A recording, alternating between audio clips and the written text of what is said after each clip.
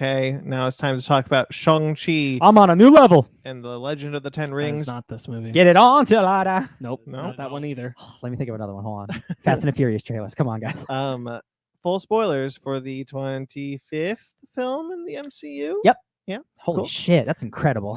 Shang-Chi and the Legend of the Ten Rings. You have been warned. We'll be spoiling other films probably too. Spoilers for the MCU. Yeah. So Definitely Iron Man 3. you have been warned. Just skip ahead, pause it, whatever you do. Live viewer, sorry. So what do we think about Shang-Chi and the Legend of the Ten Rings? How about I go with Sparks first? This is a great movie. This is definitely in my, I don't remember if it's in my top 5, but it's real close if it isn't, of the MCU. Oh, that makes me so happy because it's in my top 5. Nice. I think it might be, or it's like 6. I'm not sure. Yeah. Right. I like this movie a whole lot. The more I think about it, the more I like it. I don't know if it's my top 5. I definitely think it's in my top 10.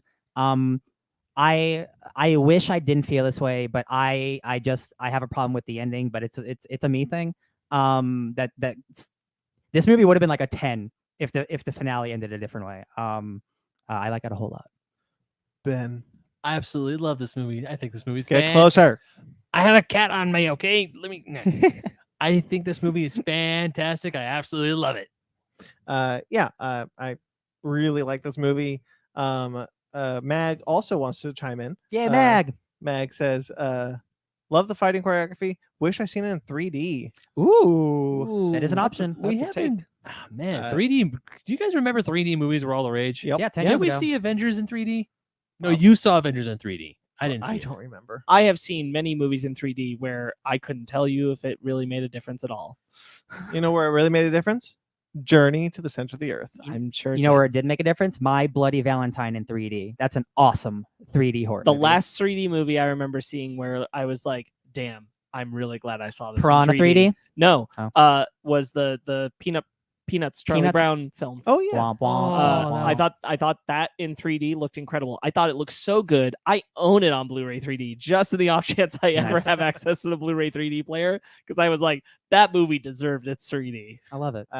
Yeah, I'm pretty hot on it, so it's in my top 5. But honestly, I might move it down. It's definitely my top 10. So one of the reasons why it's definitely high up there for me is that this is one of the few MCU films where I'm like, I would just really like this even without liking the MCU. Yeah. Yeah. And I could watch this without the MCU. And for the most part, I'd really be solid. I'd be really, really content. Yeah. You can Uh, absolutely watch this on your own, like without the MCU. I think you'd be fine. I don't Yeah. even think you need to know need to have seen Iron Man 3 to enjoy Trevor. No, I like don't think so honestly, either. I think They I give think you all the the context is there. Just fine. when because you brought him up, when he shows up in the movie, because they're in the prison cell, and I hear, "Rrr," I was like, they did it. Yeah, I knew immediately. I'm like, there it is. They did it. When we found out he was in the movie, I think we all assumed he would be like a cameo. Yeah. I I definitely didn't think he'd be the role he was. wouldn't be in the last half of the movie. And honestly, liked it. Yeah. I was surprised. I was like, oh, we're gonna go too hard on this character. But I was like, oh no, this works. Yeah, he's Trevor as a character is really funny because like he's just naturally funny with everything he says because it's like everything he says has like a bit of sadness to him. Mhm. So it's like really believable when he's saying all this outlandish shit. Like, oh yeah, I got Morris here and he's my best It friend. sounds it feels almost insulting to say to Ben Kingsley's career, but this might be one of my favorite roles he's ever done. Absolutely. Because it's so casually brilliant. Yes. Yes. Yes. When he the funniest thing he says in the movie is when they see Norris and he's like, oh, you can see him too, eh? Yeah. Oh, Norris, I can see you. I'm not crazy. But it's exactly what Ryan's saying, where he has like this, he's comedic, but he's comedic with this sadness. And I'm like, you need someone as good as Ben Kingsley to pull this off and play this timing Layers. and this pacing and this emotion Mhm. this way. Like this can't just be like TJ Miller or some Yeah, other like bland. Yeah, okay, we can fill him in the role here. There's comedic a- actor. I'm sorry that TJ Miller is the first person that popped in my head. I don't ever want it to be him, but like someone who would fill like the way they'd fill movies with TJ Miller. That's what I'm thinking of. Like you could just give this role to someone like that, and it wouldn't have the impact. The horse joke is And I'd say the same of Iron Man 3. Yeah. Honestly, like his single like appearance in Iron Man 3 is so memorable because he packs so much casual humor into it. One of the things I really love about the MCU is when they used to do the Marvel one shots. You're right. And one of the most significant All ones Hail the King. is All Hail the King, which they just added to Disney Plus. And when I saw that, I was like, oh yeah. Confirmed. And what's really great about that is that was Drew Goddard saying, like, no, he was never meant to be the real Mandarin. He was meant to they created something. And so seeing the payoff of the All Hail the King short film was really cool, because we've waited so long for that. And so it was such a cathartic payoff to finally have, like, here's what happened to Trevor after the Mandarin took him from jail. It's also, by the way, the last time we saw Justin Hammer. Yep, that's true. Short film.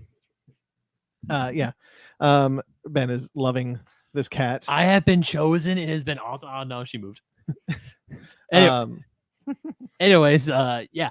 I had something to say. So yeah, like I said earlier, I absolutely love this movie. One of the things I do love about it is obviously the fight choreography is amazing, but something that my girlfriend Fanny brought up to me that she really enjoyed and I also really enjoyed is the fact how it switches from English to Mandarin.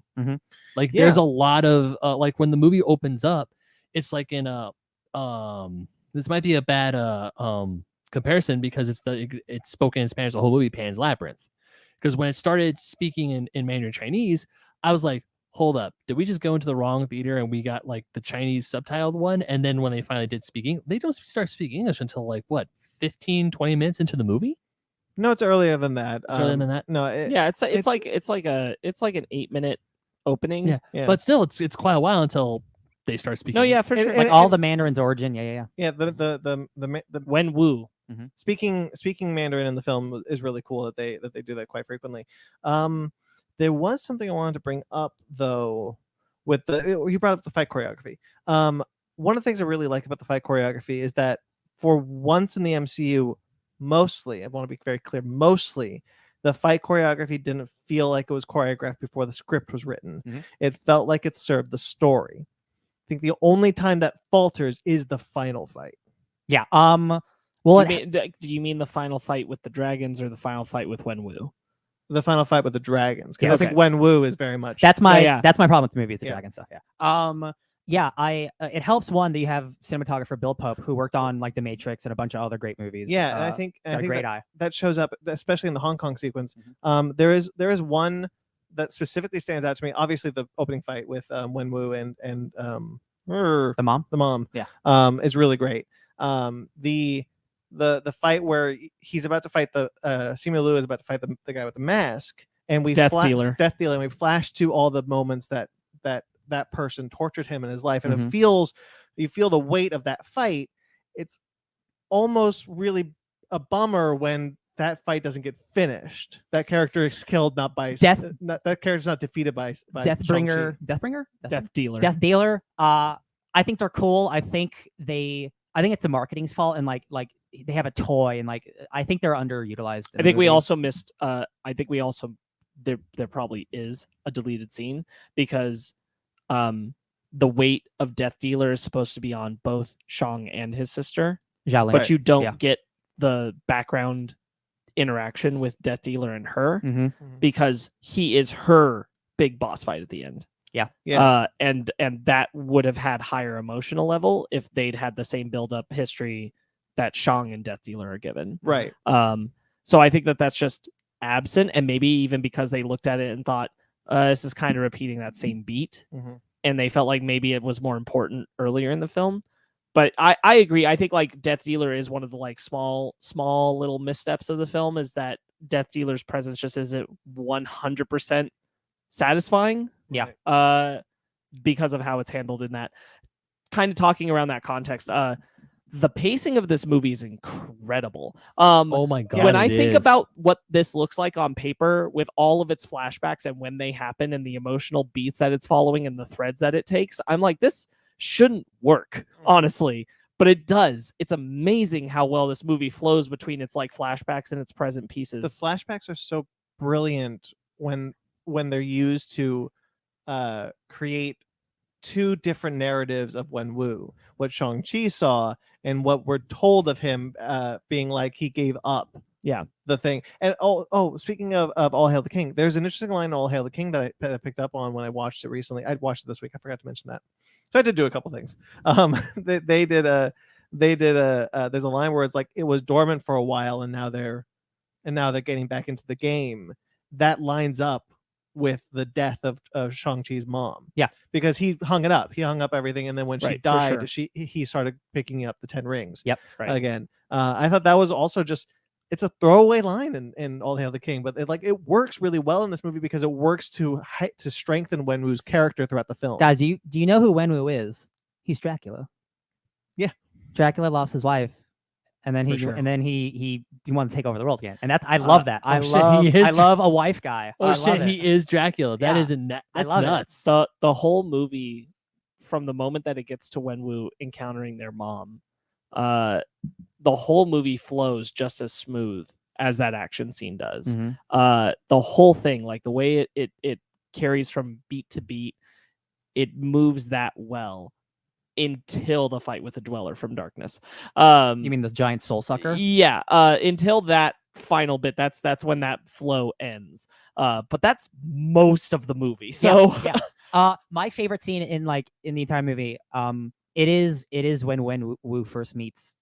Incredible. It is like the enemies to lovers trope is like one of my favorites. I love that so much, and it is so beautifully shot. And how like they're fighting, but they're holding each other's punches and like they're smiling. Like it is so sexy, you guys. Yeah. It is like it's like the energy's in the air with these two, and it's like, oh my god, this is so good. That is truly when the choreography goes from a fight and turns into a bit of a dance. Absolutely. And it's And that's very what I- well done. That's what I was getting to with the idea that the action serves the story. The action itself is telling a story. Right. The incredible visual payoff at the end when Shang fights his father and they do the same. Oh, and he's looking Yeah. down and One of the best moments in the movie, it's when Shang is training with his aunt who he just met. And she does a very simple maneuver of opening his palm from being a closed fist to an open palm. And it's like, don't be so aggressive. Like, and I'm just like, oh man, you don't have to only fight the way your dad. Yeah, and I'm like, you. you're born of both of multiple people. You're not just your dad. You're also your mom. I'm like, oh, this is the good family shit. Like, this movie has maybe the best family dynamic stuff in all of the MCU. Like, for real. I also think one of the better. I want to sit on it a bit before I say one of the best, but definitely one of the better MCU villains. No, I think he is one of the best. I think villains. he's one of the best. It makes me really sad. Even if they never brought him back, I wish they wouldn't have killed him because he's so tragic. He is so tragic. And again, even if they can never bring him back, the fact that like it is open for possibility would have been great for that character.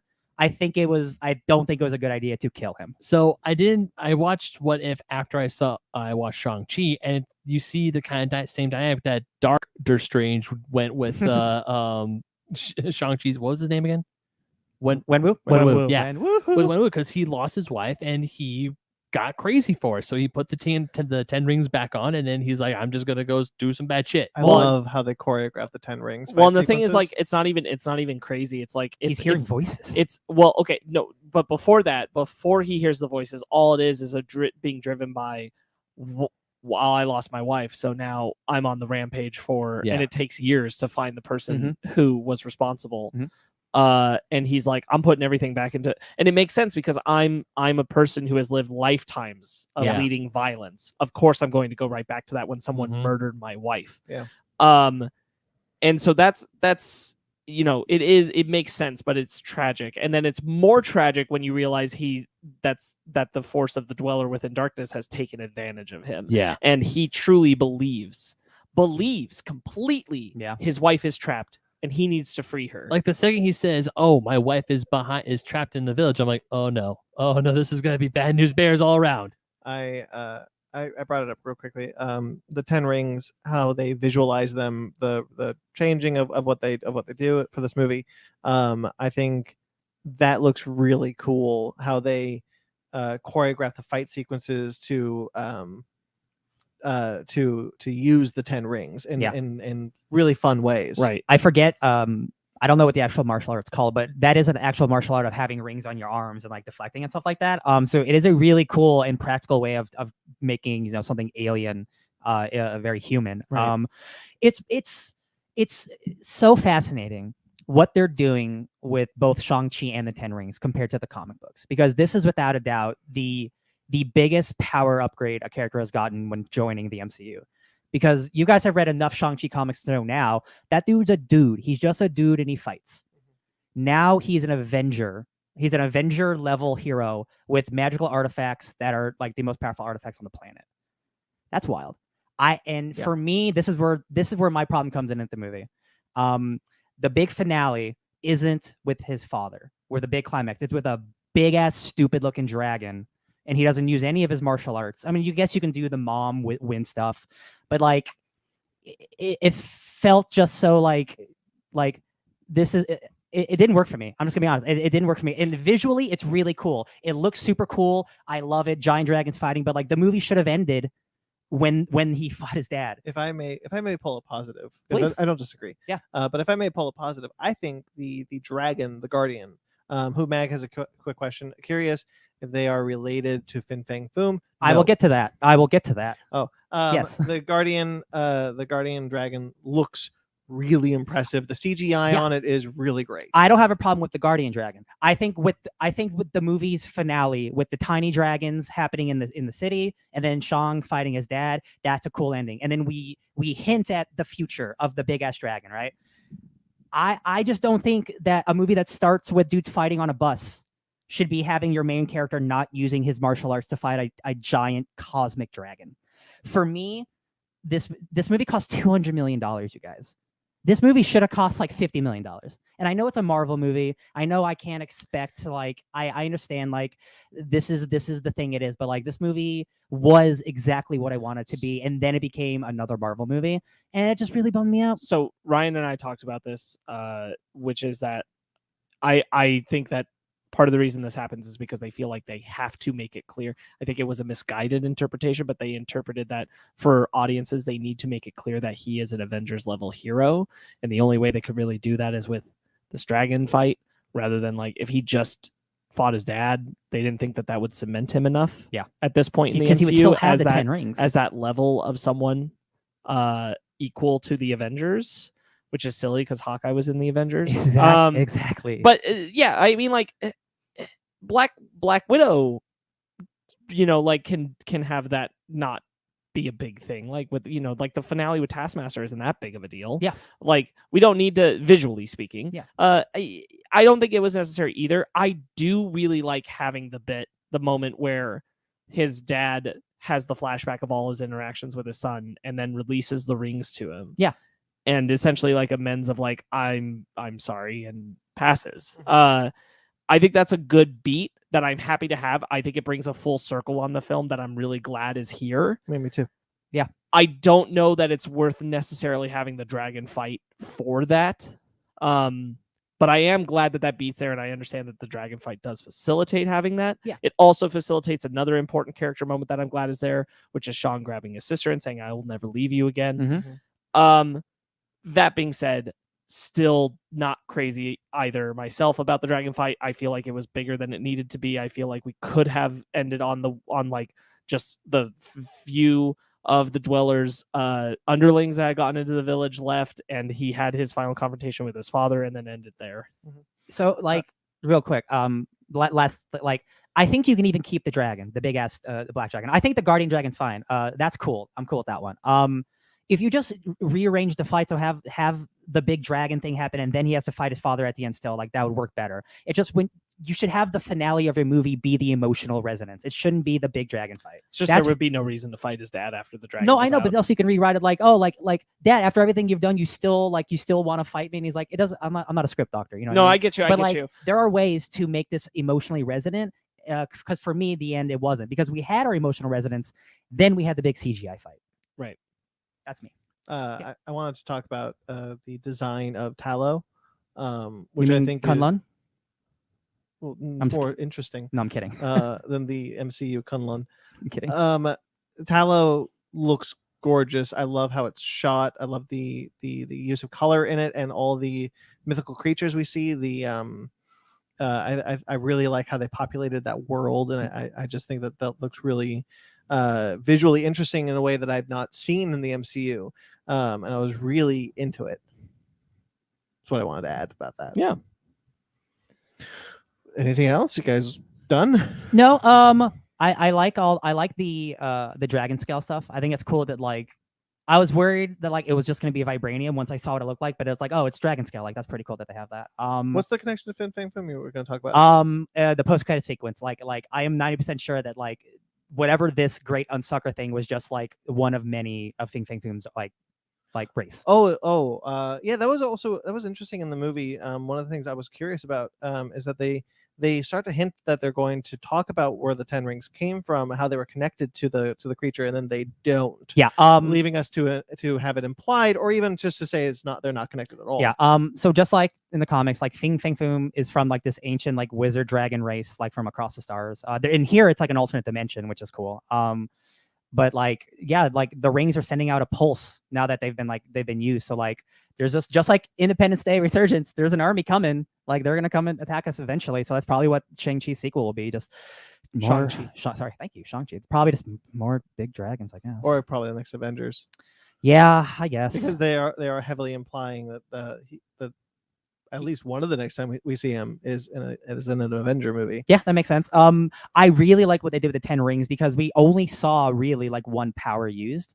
Because the 10 rings, they have 10 different abilities, and I think over the course of the MCU, we're gonna learn more about like what Shang can do with these rings. And like, I wanted to pick up on a little thread that you talked about with the finale.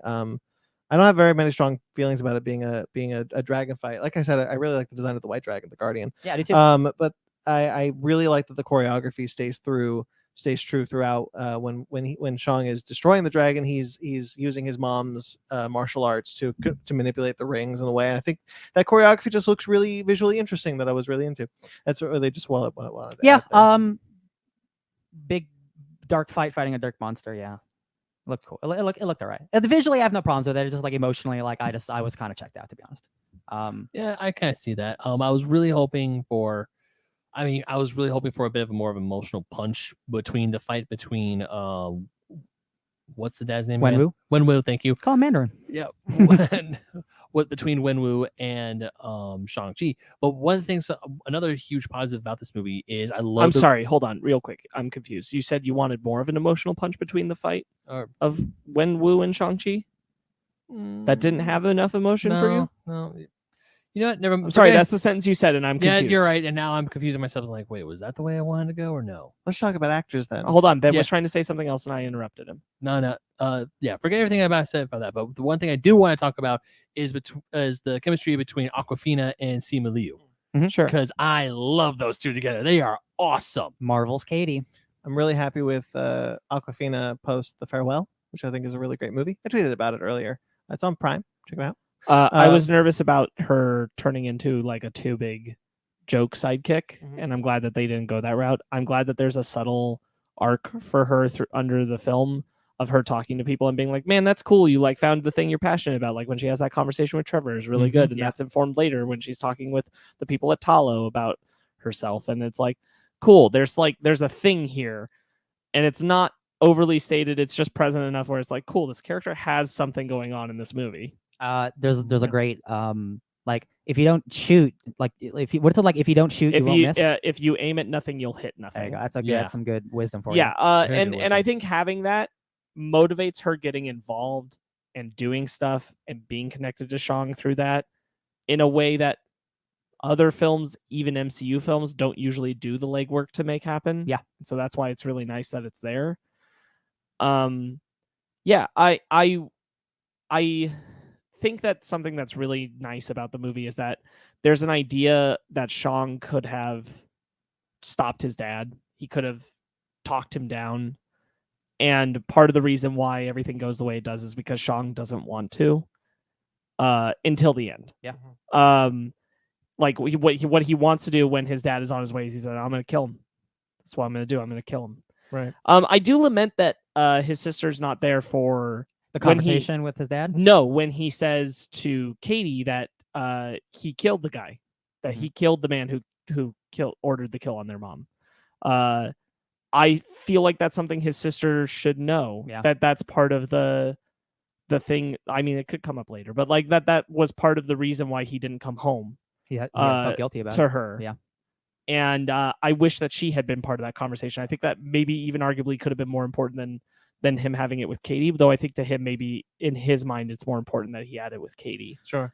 Zhao Ling is awesome. She's Yeah. the person who runs that fight club that we saw in the trailers. She's got Hope Van Dyne's hair and Hope Van Dyne's daddy issues. Yeah, she's basically. I really like that her motivation is like, I wasn't allowed to train, so I trained by myself and got even better than you. I always love that. I think that's great. Right.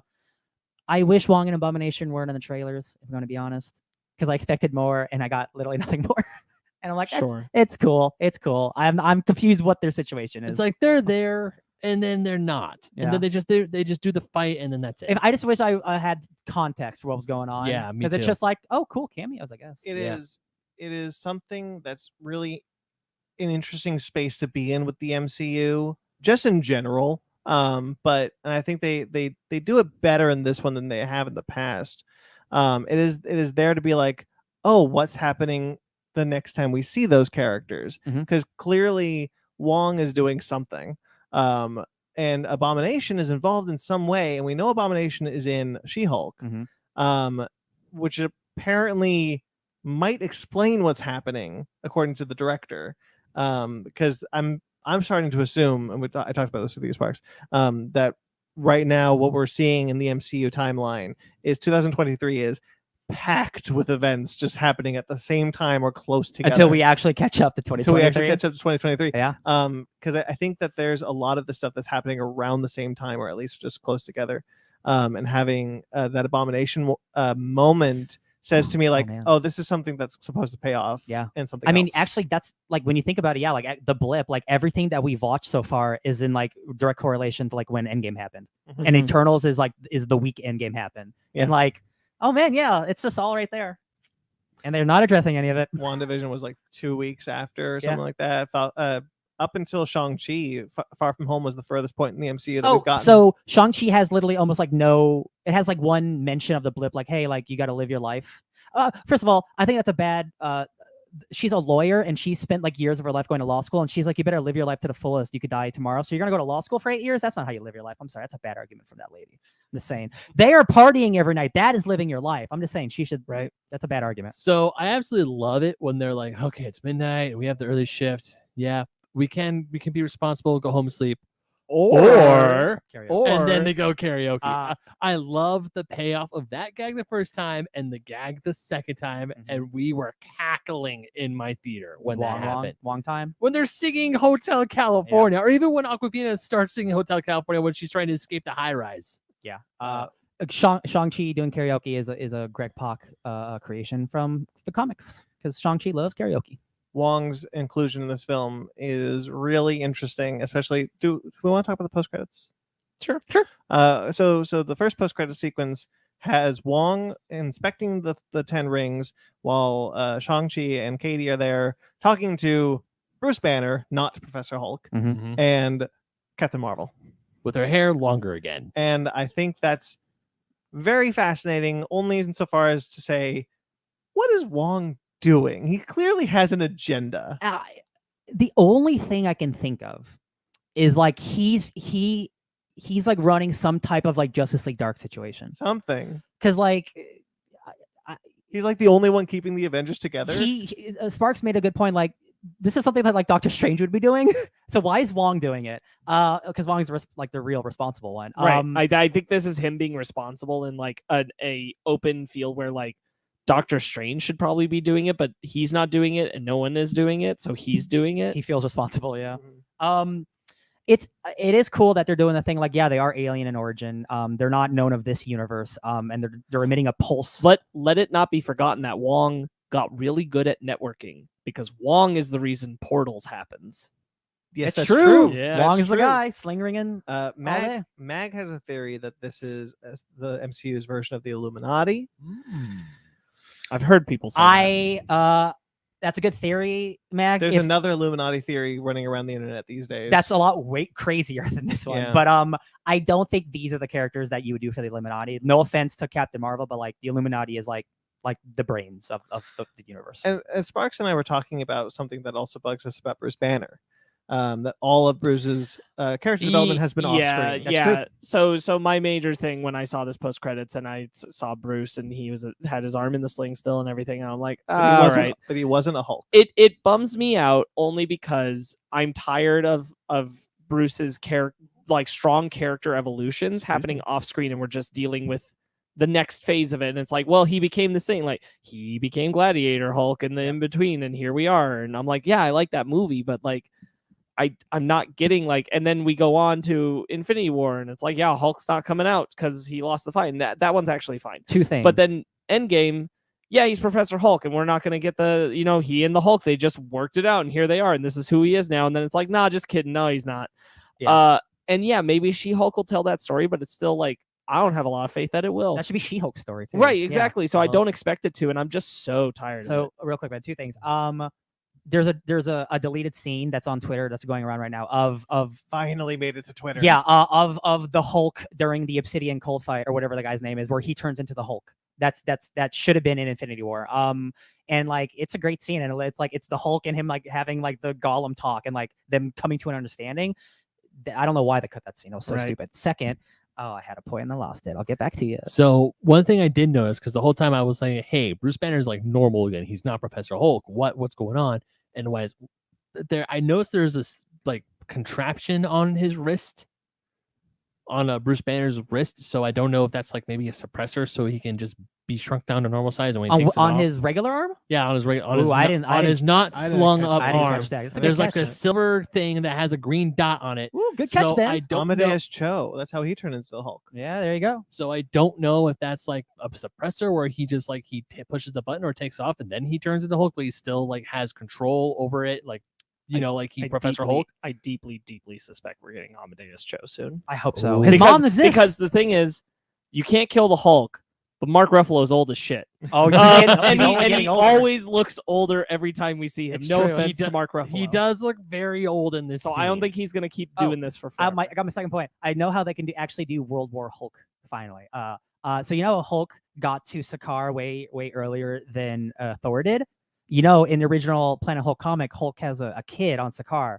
Hulk comes back, and in like 5 years, Scar is grown up, and he comes with the warband to try to find his dad, and his dad is not happy. And like, oh my god, that's how you can do World War Hulk. And I'm like, they're not gonna do that. I just want. As long as Universal still has those Hulk movie rights, Yeah. How can they? I have no idea, but they still do. because they still haven't made a movie, Yeah. and they won't. They still have the rights. Apparently, they constantly are approached to make a Hulk movie, and they just won't do it. I hate him. But so She-Hulk was like the way around it. Sure. Good. Yeah. Anyway, yeah, I like that one of the lines that I really enjoyed was when Captain Marvel bailed and he was just I don't have her number. She just Oh yeah, she just yeah. does this. Bruce has got my number. He'll give it to you. I don't have her number. She always does this. I think that's funny. I'm looking forward to seeing Captain Marvel interact with the greater Marvel universe, and capacity more than just a hologram message. Yes. Yeah. I do think it's funny, and I understand it because when it's comics, I've watched Doctor Who, and Doctor Who has companions. But Shang-Chi is this Avengers level hero with like these super abilities, and then he just has his best friend Katie tagging along with him. Also, I love how when Wong shows up at the restaurant, also with the way that that Shang-Chi and Katie are talking to their friends, from the beginning of the movie is like, oh yeah, and then he did like this Kamehameha thing that was super badass. I was like, oh yeah, she like shot the throat of a monster. And then like when Wong pops up and he's like, yeah, and he says, hey, Shang-Chi, come with me. Cool. Oh yeah, you too. Katie's not getting left out. That's really cool. and I really like that. Yeah. We're failing to mention our favorite returning character of this film. Trevor guys. Slattery. No. Oh. He's on a bus. Oh, He's Clev. making a blog. What's up? I'm Clev. I used to Clev. Do a flip, Spider-Man. He's in San Francisco visiting his family or something. Yeah. This is your boy. I did some martial arts as a youth, so I'll be Someone- integrating this fight. Someone Oh, you got this, bro. Never mind. someone said on Twitter that if he was the new Stan Lee cameo, I wouldn't be Yeah. upset. And I was like, I don't think I would be either, honestly. He has to be in one of the two big cities though, because if he's somewhere in like Nebraska, like why are you in Nebraska? Yeah, like Clef? he can't be in Come on, Guardians Clef. 3. It'll be like, I come got on now. collected. No, he's just like walking to the Dairy Queen. He's like, man, I'm trying to get back to New York. I took a road trip to San Francisco, saw some crazy No. shit on a bus. Now here I am in Missouri. There's a goddamn spaceship up here. Why is there a spaceship above my Dairy Queen? No, I don't think that's too much. There's a moment that I thought was funny.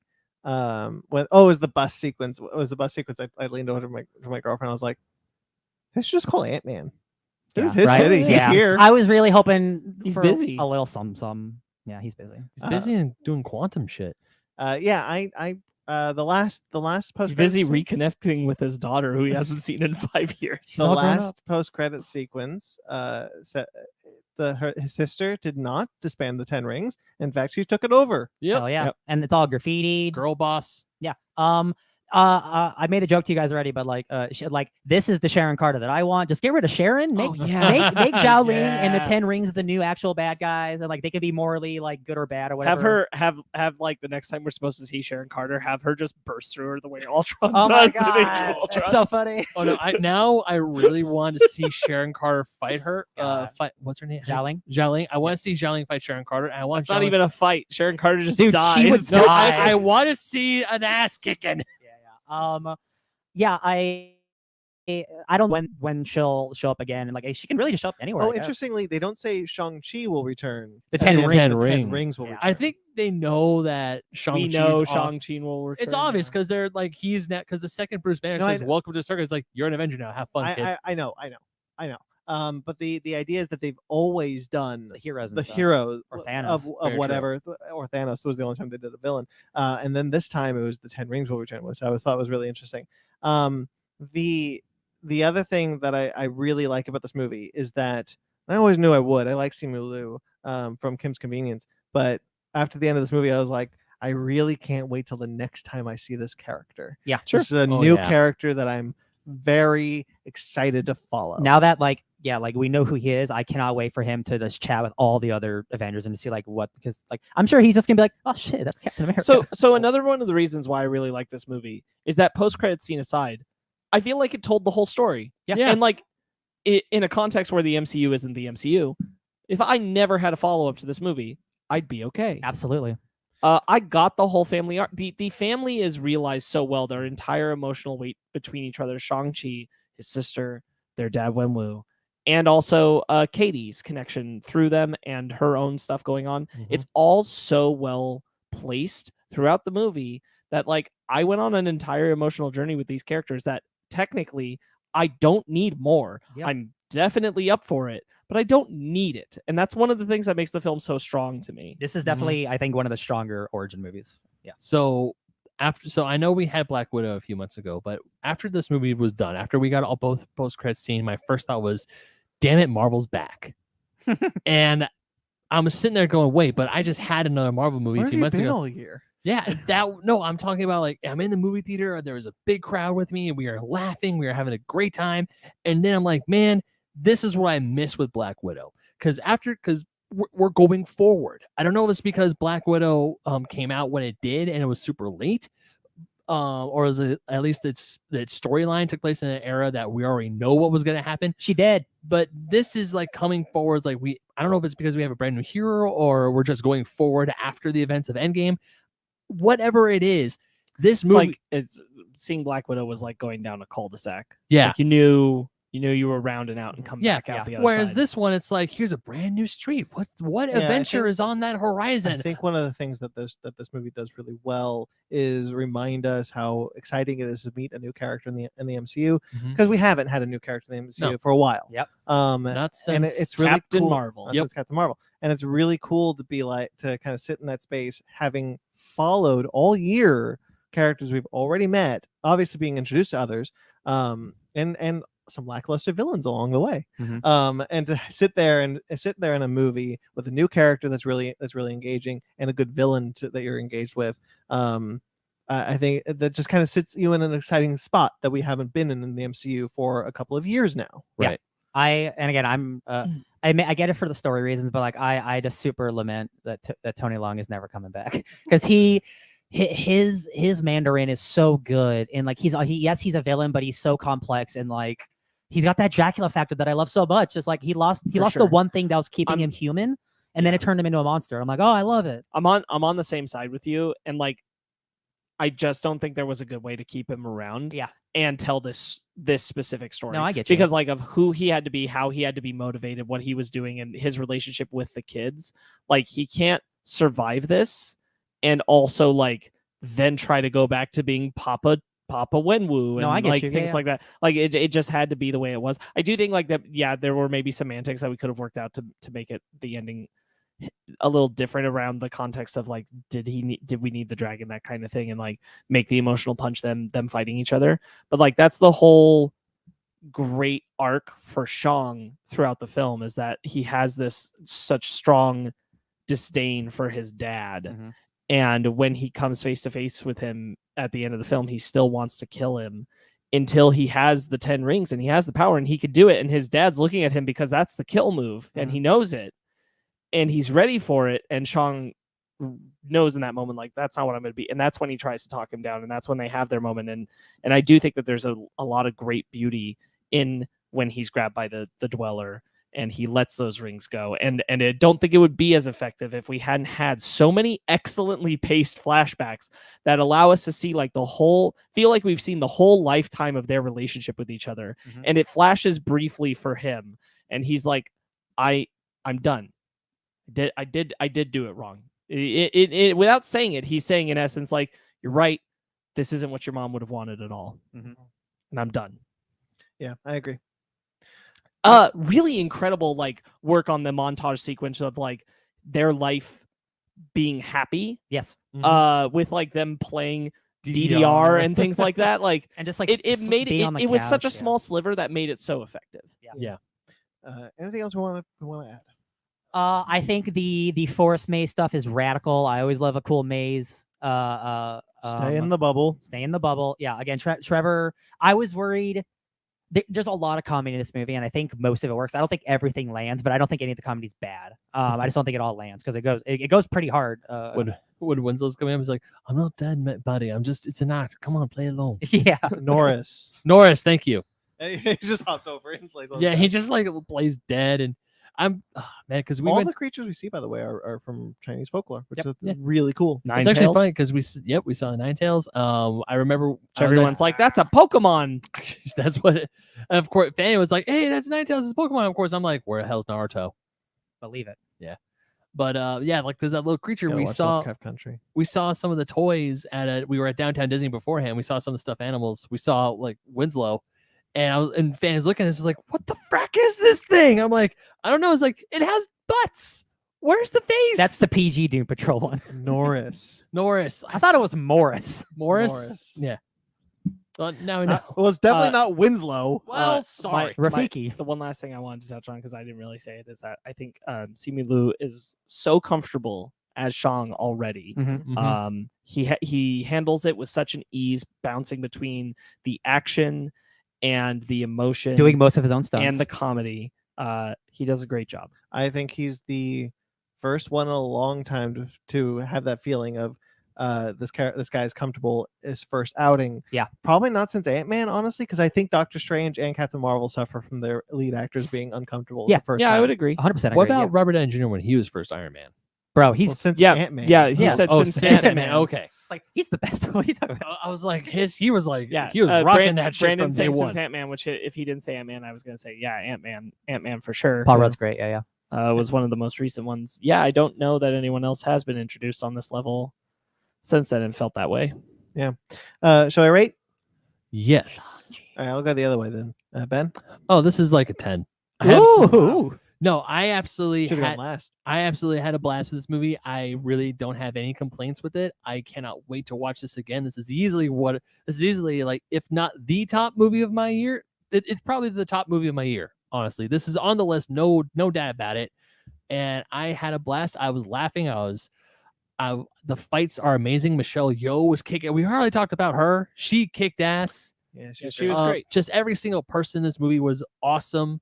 And she had a bad chore of being like the most exposition Oh yeah, based character. There's one scene, and like she gets through it just fine. Yeah. And it doesn't really slow down the movie, so I don't mind. But she definitely is the one who suffered from like, you're the exposition. There's person, and definitely it's like a 2-minute scene of it's like, I'm gonna talk about this wall. Yeah. Ryan, why don't you rate it? I'm gonna give it a hot 9. I think it's definitely one of the best of the origin stories for Marvel. Definitely made me pick up more Shang-Chi comics. That guy's real cool. So Fun you guy. gave it a 9 out of 10 rings. 9 out of 10 rings. Sparks. I would also land at a 9. I think. Yeah, I think I'm sitting in the same boat. 9 or 8.5 or a 9. Probably a 9. Shall we get into our book club then? Book it, Dano.